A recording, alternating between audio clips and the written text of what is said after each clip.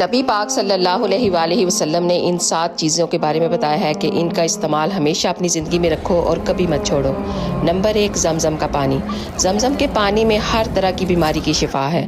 Number 2, Quran पाक। जिस घर में भी कुरान पाक की तिलावत होती है वहाँ अल्लाह की रहमत बरसती है। नंबर 3, कलवंजी। कलवंजी मौत के अलावा हर बीमारी की शिफा है। नंबर 4, खजूर। हदीस मुबारक में आता है कि जिस घर में भी खजूर हो उस घर में फाका कभी नहीं होता, इसलिए खजूर हमेशा अपने घर में रखो। नंबर 5, जैतून। जैतून हर बीमारी से शिफा बख्शता है और इसका जिक्र कुरान पाक में भी आया है। नंबर 6, शहद। शहद में अल्लाह ताला ने बहुत ज़्यादा शिफा रखी है। ये आपके जिस्म के गंदे मादे को ख़त्म करता है और 70 बीमारियों से शिफा बख्शता है।